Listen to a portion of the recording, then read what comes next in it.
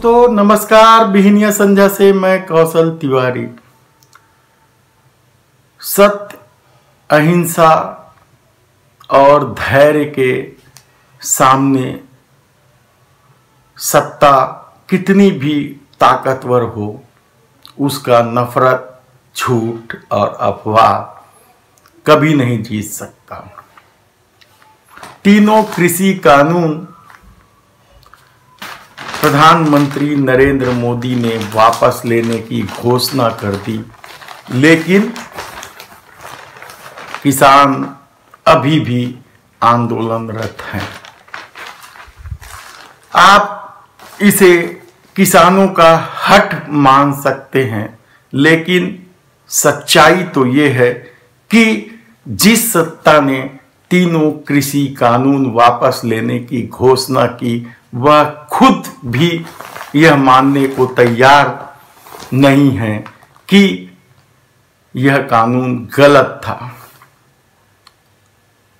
आप प्रधानमंत्री नरेंद्र मोदी के उस माफीनामा वाले भाषण का एक एक शब्द पर ध्यान दें तो आपको समझ में आएगा कि सत्ता इस बात के लिए आज भी तैयार नहीं है कि उससे गलती हुई है।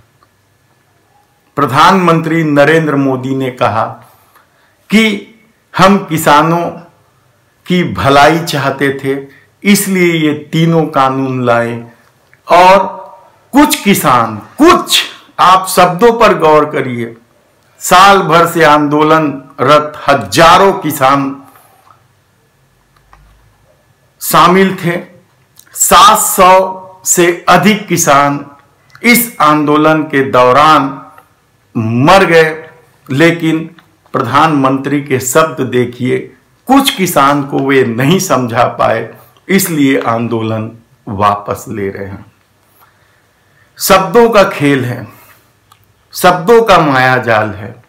प्रधानमंत्री नरेंद्र मोदी शब्दों से खेलते हैं और इसलिए उन्होंने माफी तो मांगी, अपनी तपस्या में कमी तो बताई, लेकिन अपने तीनों कृषि कानून को गलत मानने से इनकार कर दिया है। जबकि गलती की शुरुआत तो राज्यसभा में वोटिंग न कराने से शुरू हुई थी। 20 सितंबर कि इस घटना को कोई कैसे भूल सकता है। उसके बाद खालिस्तानी, पाकिस्तानी, देशद्रोही के शब्द, अफवाह, झूठ, नफरत के शब्द फेंके गए।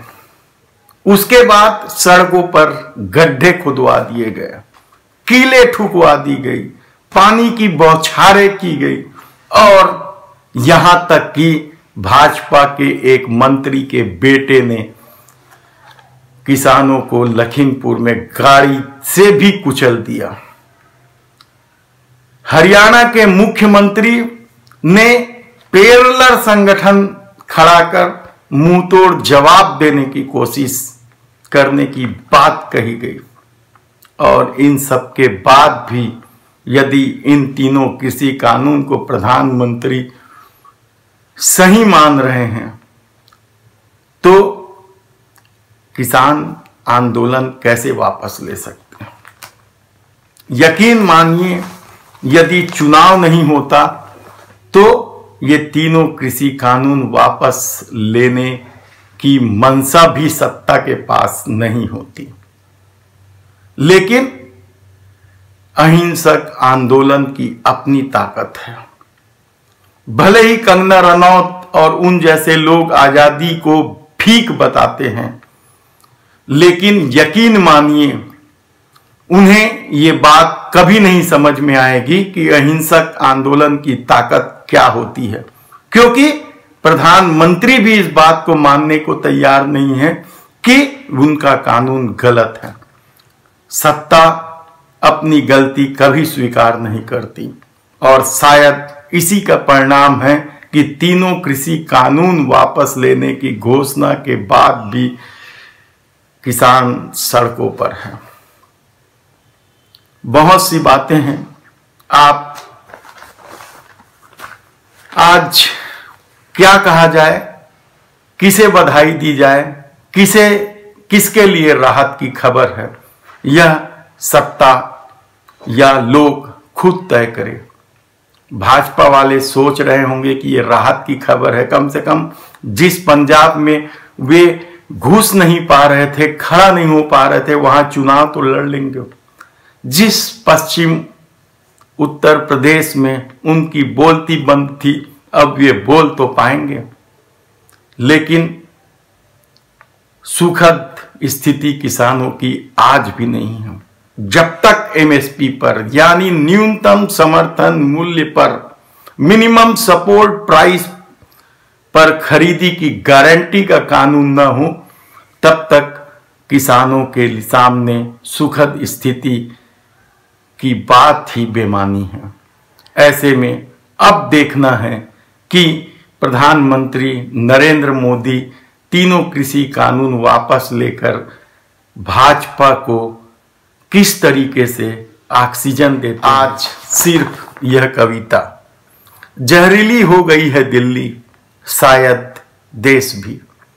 जहरीली तो उसी दिन होने लगी थी दिल्ली, लेकिन किसे विश्वास था पाकिस्तानी खालिस्तानी के तमगों के साथ लगाए गए थे कील, सड़कों पर गड्ढे भी तो किए गए थे।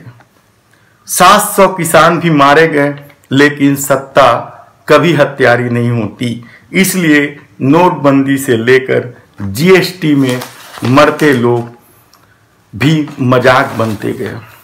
नमस्ते ट्रंप और मध्य प्रदेश में सत्ता के लोभ का लॉकडाउन भी मजदूरों की मौत का सबूत है। सबूत तो ऑक्सीजन के अभाव में अस्पताल में दम तोड़ते लोग भी हैं। चीता की लंबी कतारें और गंगा में बहती लाशें क्या किसी नरसंहार का प्रतीक नहीं है? तब नरसंहार किसे कहते हैं? पेट्रोल और डीजल में खून निचोड़ने वाला टैक्स यदि सत्ता को कदम पीछे लौटाने मजबूर करती है, तो तीनों कृषि कानून की वापसी को किसी चतुर सुजान का फैसला नहीं मानने की भूल भी भारी चेतावनी है उन लोगों के लिए जो जहरीली हवा से इस देश को बचा लेना चाहते हैं, इस देश को बचा लेना चाहते हैं।